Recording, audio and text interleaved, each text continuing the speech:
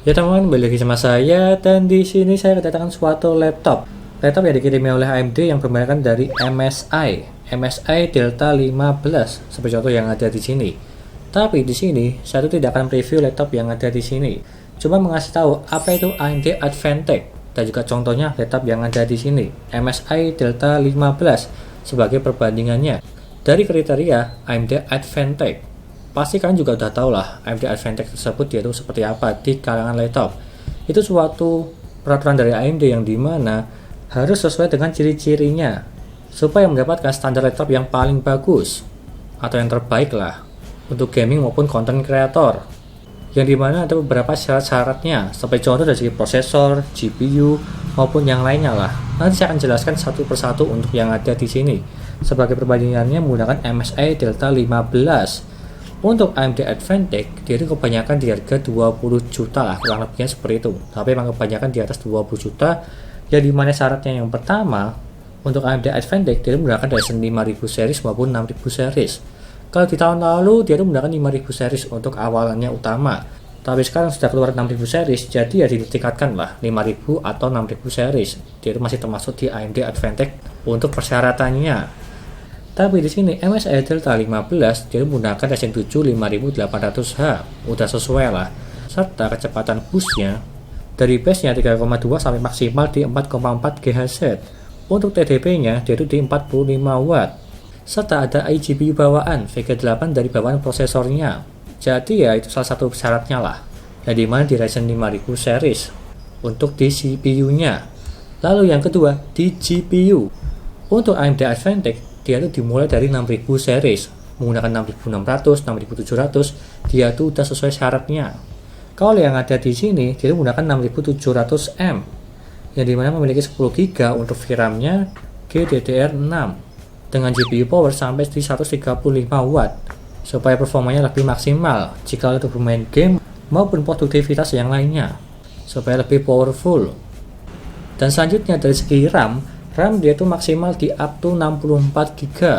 Kalau yang ini dia itu menggunakan 16 GB, 2 kali 8 GB lah atau 16 GB dengan kecepatan 3200 serta dia itu DDR4 bukan yang DDR5. Jadi itu udah lebih dari cukup atau base awalnya lah di 16 GB, di maksimal di 64 GB untuk RAM-nya.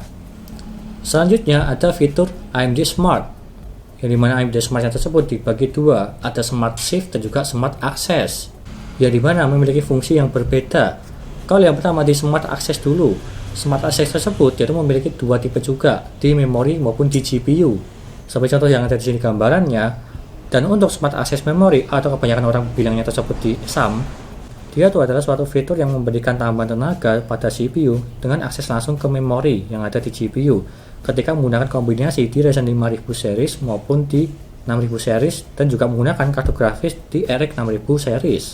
Tujuannya tersebut untuk meningkatkan frame rate saat bermain game maupun kebutuhan produktivitas lainnya. Sebagai contoh gambaran yang ada di sini, dia itu bisa up to sampai di 15% di berbagai game beda-beda ya.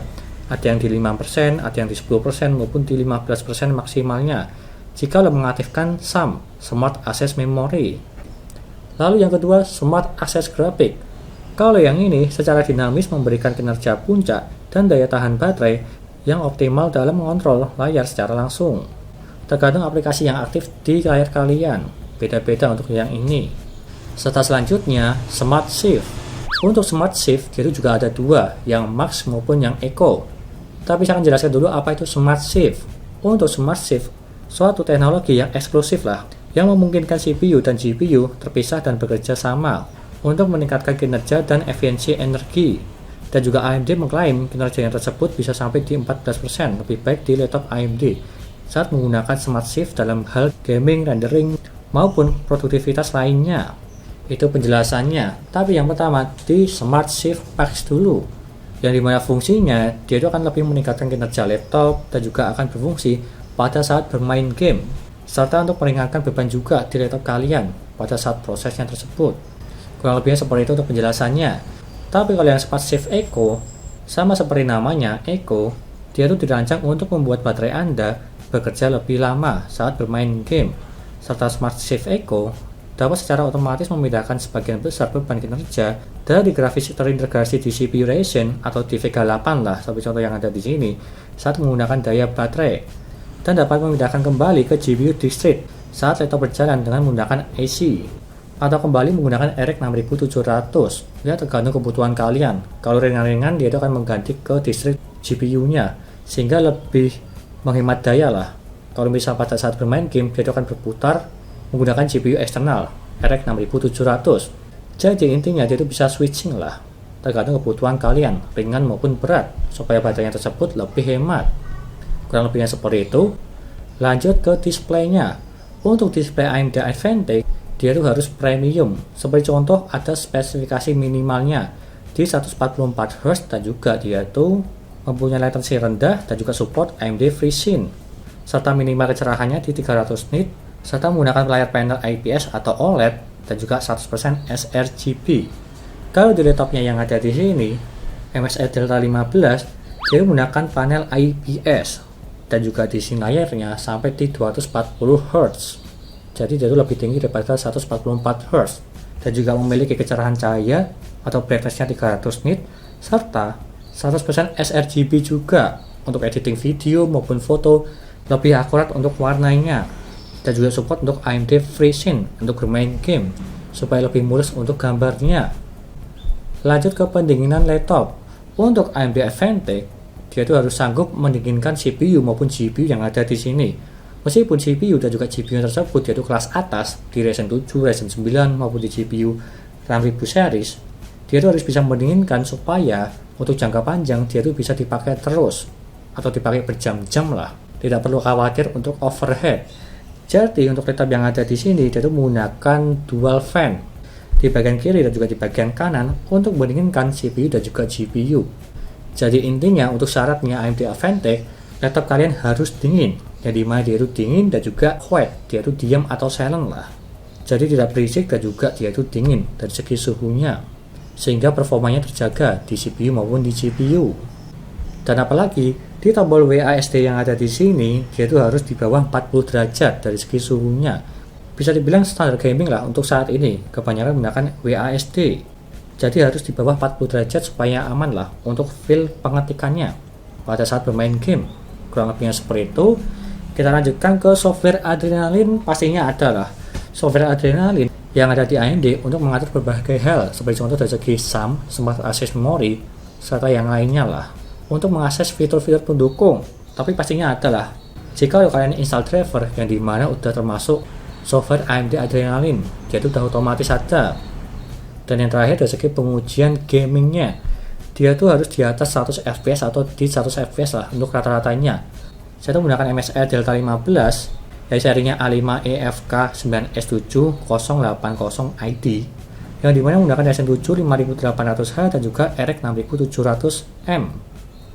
Yang pertama di tes GTA 5 di settingan very high, jadi mendapatkan di 132 fps, dan dia itu lancar di settingan rata kanan di atas 100 fps. Serta di game yang lainnya, Forza Horizon 4 di settingan ultra mendapatkan di 153 fps, ini juga aman di atas 100 fps. Kalau di game Resident Evil 6 mendapatkan di 110 fps untuk di settingan high.